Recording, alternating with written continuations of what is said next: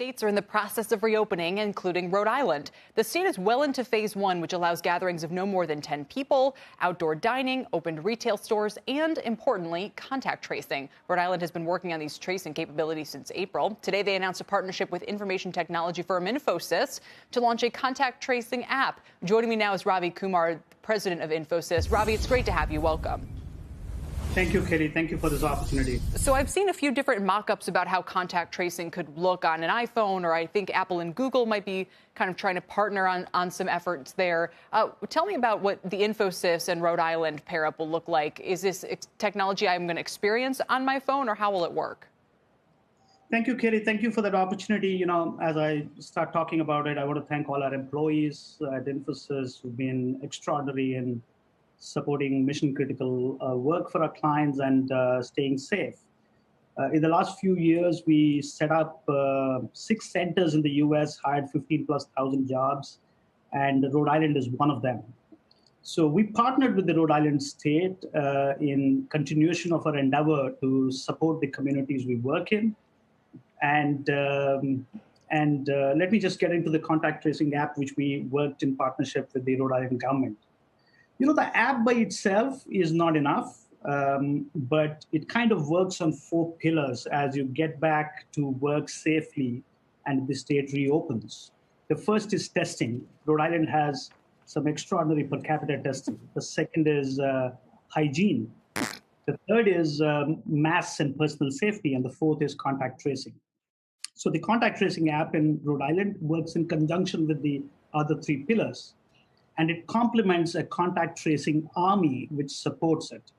The governor and the extraordinary team of Rhode Island was very particular that we keep the data anonymous. Okay. We don't collect any personal data, and we keep the privacy considerations at the top level.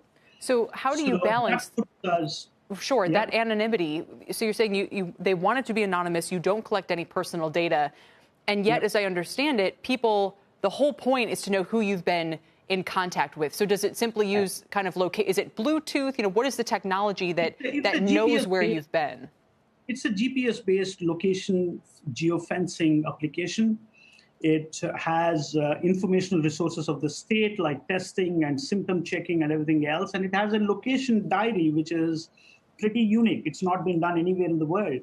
The location diary is an opt-in for any citizen. We were very sure that because of privacy considerations, it has to be an opt-in for a user.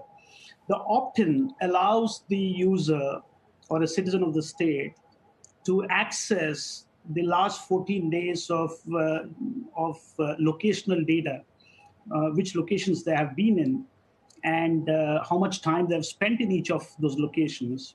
And then, if by any chance any of them gets infected and they decide to share the data with the health professional, then it is a choice the user has. So this app has been built with the user in the middle. Yes. And the user having options to opt in, and the user having options to release the data to a health professional. Understood. So the contact tracing army, which works in complement with the app, then takes the data and uses the data to support their contact tracing mechanism, which is done manually. So is this a free app? Technology bolsters Ravi, the is there a cost? App. Is there a cost to this app, and how do people download it? And do you expect it to be used in other states? The app is completely free. We supported the government to build the app. We used our location-based tracking platform, which we gave it to the government. The government led the effort. The governor is one of the most dynamic public policy makers I know of. So she led it from the front, and she made sure that the app is available to any citizen who wants to be safe and also wants to purposefully keep every other citizen safe in the state. Great.